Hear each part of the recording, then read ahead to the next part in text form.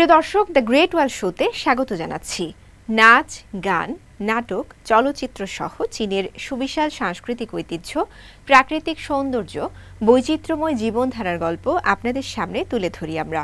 বরাবরের মতো আপনাদের সঙ্গে আছি আমি রওজে জাবিদ ঐশী।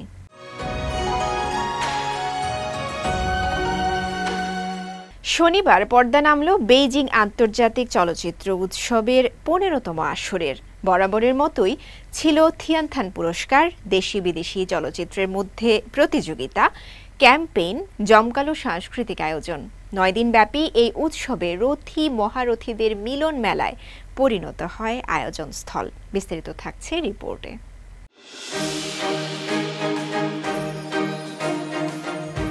সপ্তাহব্যাপী বেইজিং আন্তর্জাতিক চলচ্চিত্র উৎসব শুরু হয় 18 এপ্রিল। এবারের আসরে বিশেষ আকর্ষণ ছিল বিশ্বসেরা চলচ্চিত্রগুলোর মধ্যে প্রতিযোগিতা। দেশ বিদেশের প্রখ্যাত চলচ্চিত্র সংশ্লিষ্ট ব্যক্তিদের নিয়ে গঠিত জুরি বোর্ড 15টি চলচ্চিত্র পুরস্কারের জন্য নির্বাচন করে। এর মধ্যে 3টি চীনা ও 12টি বিদেশি চলচ্চিত্র ছিল।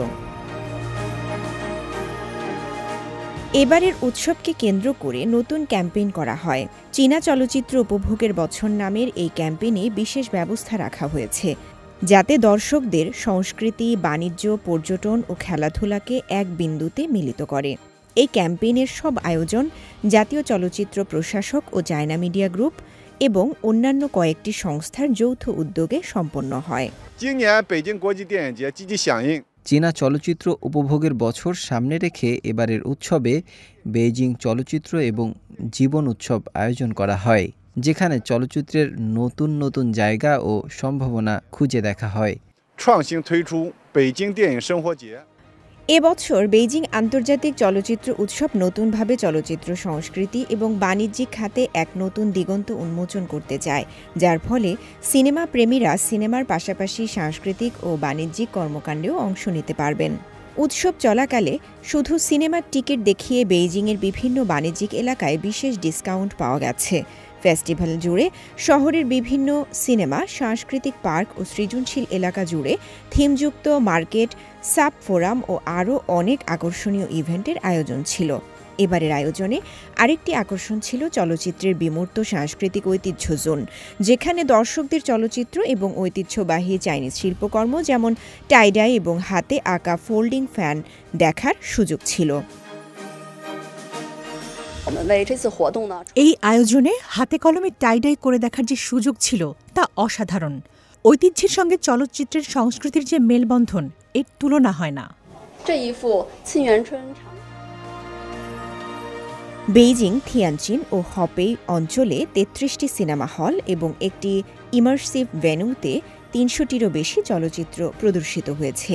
এছাড়া বেইজিং স্ক্রিনিং সেকশনে প্রায় 900টি প্রদর্শনী রয়েছে, যেখানে বিশ্বের শ্রেষ্ঠ চলচ্চিত্র, পুনরুদ্ধারকৃত ক্লাসিক এবং নতুন চীনা চলচ্চিত্রকারদের কাজ প্রদর্শিত হয়েছে।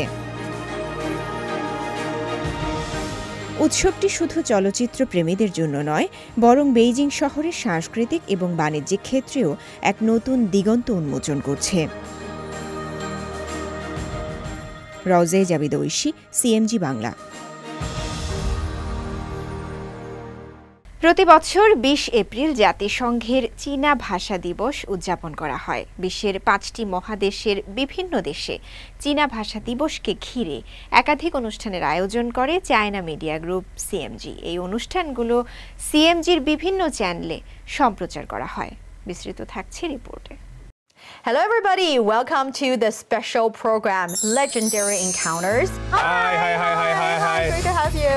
And this is a special show for Chinese Language Day. So 20 April জাতিসংঘের চীনা ভাষা দিবস উপলক্ষে প্রতিবারের মতো এবারও 5টি মহাদেশের বিভিন্ন দেশে একাধিক মাল্টিমিডিয়া অনুষ্ঠানের আয়োজন করেছে সিএমজি। চীনা পুরাণের প্রতিপাদ্যকে কেন্দ্র করে এই অনুষ্ঠানগুলো বিদেশি চীনা ভাষার মিডিয়া, চীনা ভাষা শিক্ষা প্রতিষ্ঠান এবং চীনা সংস্কৃতির প্রতি শ্রদ্ধাশীল ব্যক্তিদের একত্রিত করে বিশ্বব্যাপী দর্শকদের কাছে বিভিন্ন সাংস্কৃতিক অভিজ্ঞতা এবং কার্যকলাপ উপস্থাপন করে।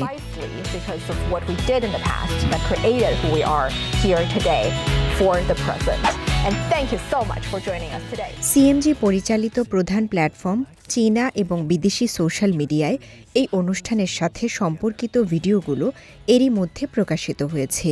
এসব ভিডিও বেশ সাড়া ফেলেছে বিভিন্ন ভাষাভাষী মানুষের মধ্যে।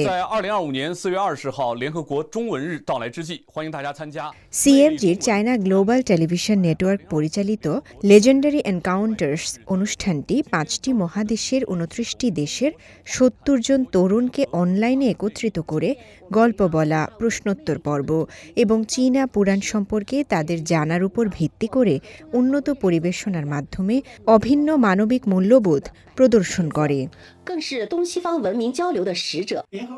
চমৎকার চীনা ভাষা শিক্ষার উপর অনলাইন সংলাপ শীর্ষক একটি অনুষ্ঠানও সম্প্রচার করে সিএমজির চীনা ভাষার আন্তর্জাতিক চ্যানেল CCTV4। এতে বিদেশি বিশ্ববিদ্যালয় এবং চীনা শিক্ষা প্রতিষ্ঠানের শিক্ষকদের পাশাপাশি চীনা ভাষার গণমাধ্যমের প্রতিনিধিদের আন্তর্জাতিক চীনা শিক্ষা এবং ঐতিহ্যবাহী চীনা সংস্কৃতির প্রচার সম্পর্কে তাদের অভিজ্ঞতা এবং অন্তর্দৃষ্টি ভাগ করে নেওয়ার জন্য আমন্ত্রণ জানানো হয়।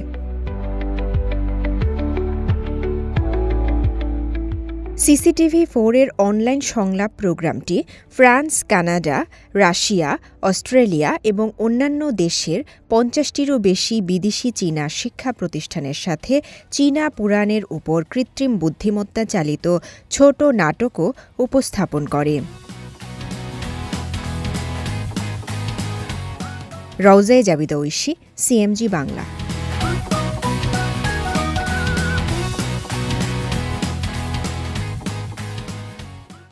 সিয়ামেনের একটি coffee shop Starry Sky coffee shop অটিজমে আক্রান্ত তরুণ তরুণীদের জন্য একটি বিশেষ কর্মক্ষেত্র। এটি কফি বানানো থেকে শুরু করে গ্রাহক অভ্যর্থনা সব কাজ করে থাকেন মাত্র 5 জন অটিজমে আক্রান্ত কর্মী। পূর্ব চীনের ফুচিয়ান প্রদেশের সিয়ামেন শহর। এই শহরের সিমিং জেলার সবচেয়ে জনবসতিপূর্ণ এলাকায় অবস্থিত একটি বিশেষ কফি শপ, যার নাম স্টারি স্কাই কফি শপ। অন্য যে কোনো আধুনিক কফি শপের মতো দেখতে মনে হলেও এই কফি শপ অন্য সবগুলো থেকে একদমই আলাদা, কারণ এই কাউন্টারের পেছনে কাজ করেন ভিন্ন একদল বারিস্তা, যাদের 7 জনের মধ্যে 5 জনই অটিজমে আক্রান্ত।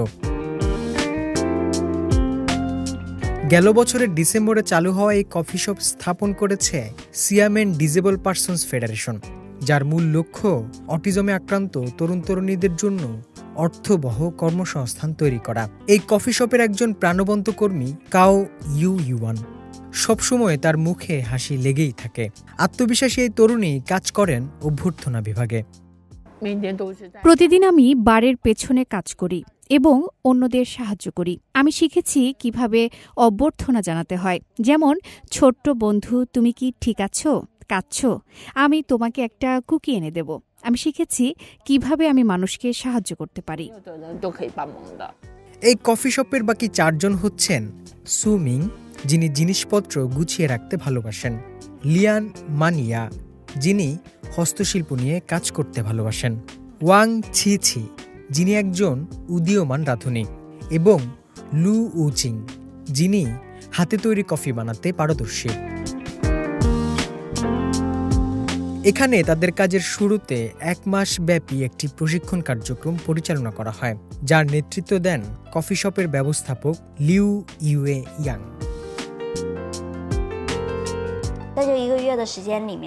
সেই 1 মাসে আমরা প্রথমে তাদের শিষ্টাচার, রুটিন ও স্বাস্থ্যবিধির উপর প্রশিক্ষণ দিয়েছি। তারপর তাদেরকে কফি বানানো ও বেকিং দক্ষতা শিখিয়েছি।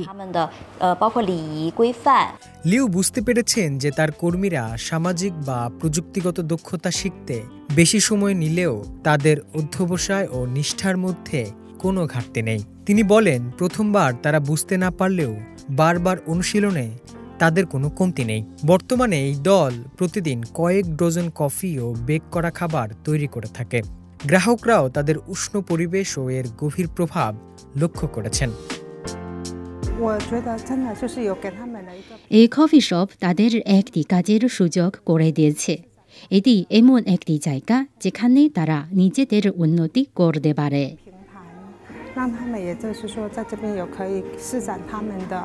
অনেক কর্মীর জন্য এটি তাদের প্রথম চাকরি। এটি শুধু চাকরিই নয়, বরং তাদের স্বাধীন জীবনযাত্রার একটি বড় মাইলফলক। এই কফি শপ আমাকে কাজের সুযোগ করে দিয়েছে। এটি আমাকে আমার নিজের মূল্য বুঝতে সাহায্য করেছে। ব্যবস্থাপক লিউ তার নোটবুকে তার সদস্যদের মানসিক উত্থান পতন নীরবে লিখে রাখেন এবং প্রয়োজনে অন্য কর্মীদের তাদেরকে সাহায্য করার কথা মনে করিয়ে দেন। তাদের এই পরিবর্তন অভিভাবকদের কাছেও একটি আবেগময় মুহূর্ত। 3 বছর বয়সে কাও ইউয়ানের অটিজম ধরা পড়ে। এরপর থেকে প্রায় 10 বছর ধরে আমরা একটি কঠিন যাত্রা পার করেছি। অবশেষে আমার সন্তান একটি পথ খুঁজে পেয়েছে। আমি মনে করি এই শিশুরাও এই বিশ্বের সম্পদ।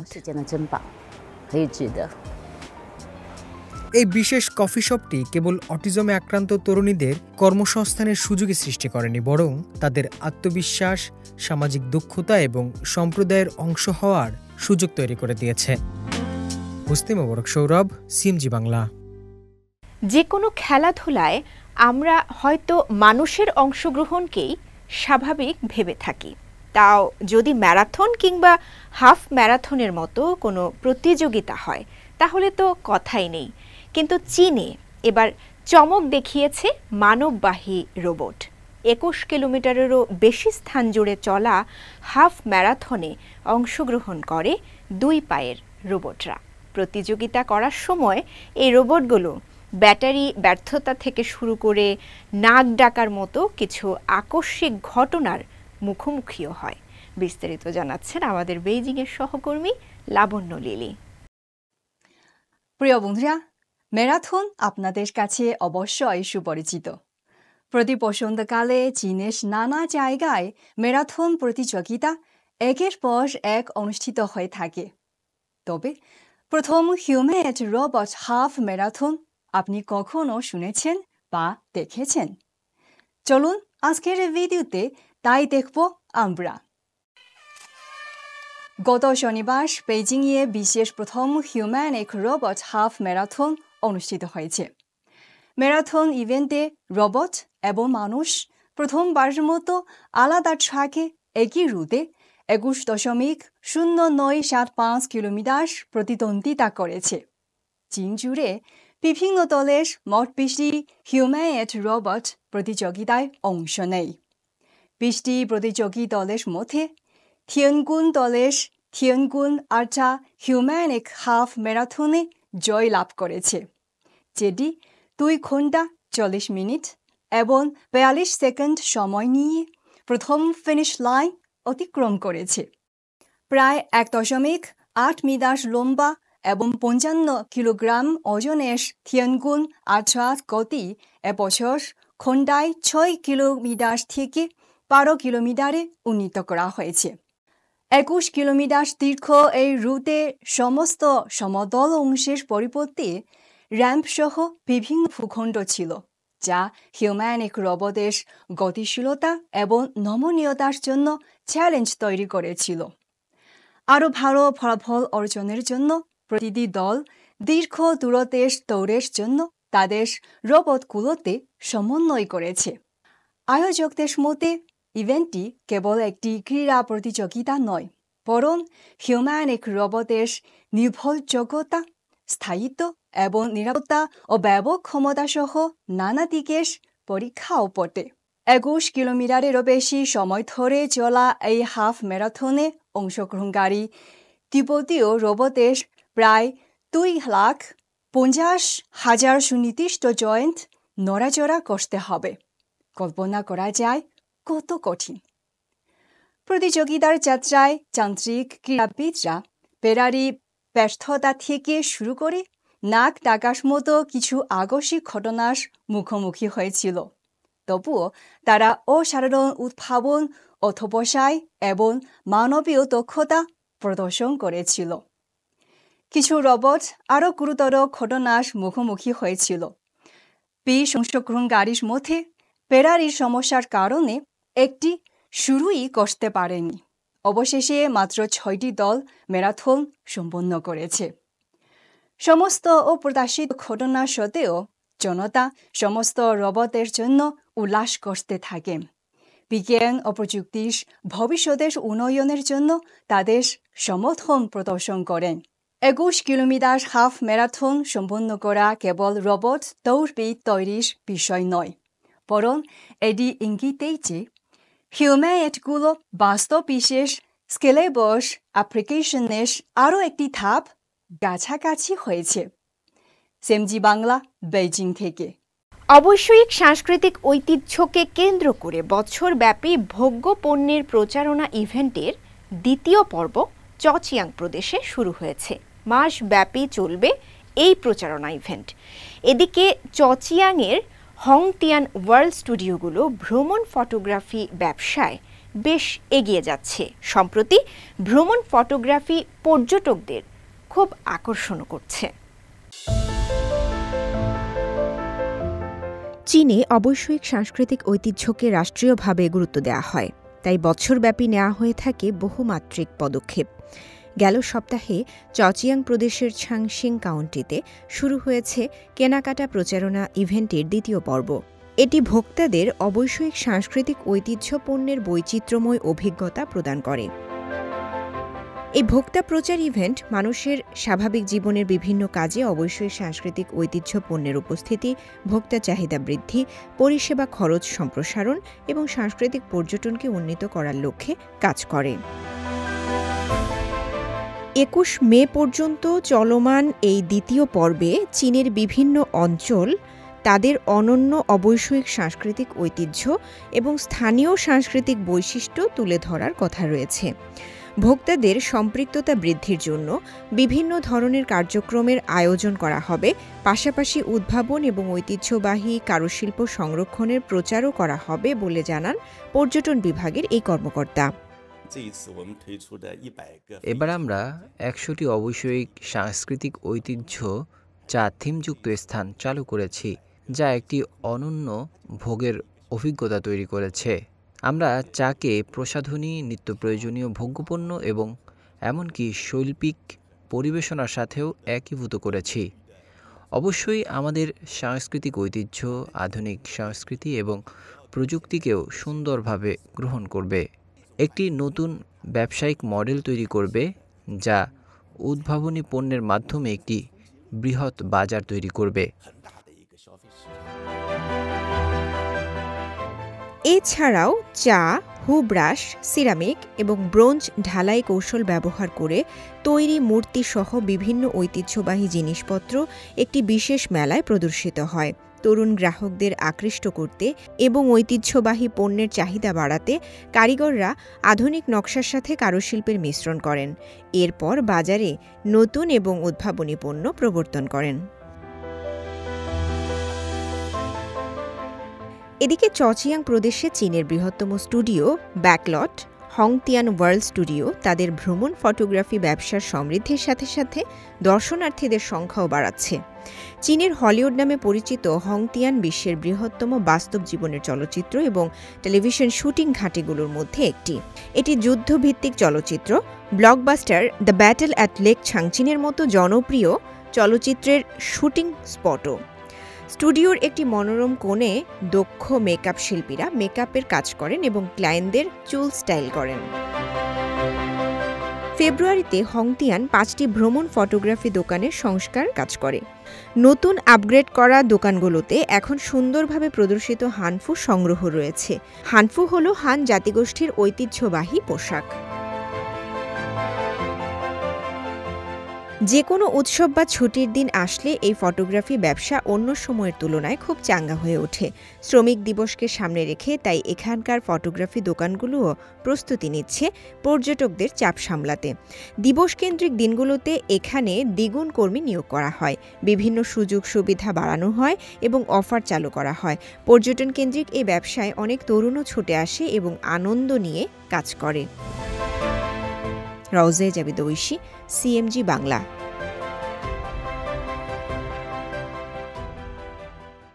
প্রিয় দর্শক, দ্য গ্রেট ওয়ার্ল্ড শো আজ এ পর্যন্তই।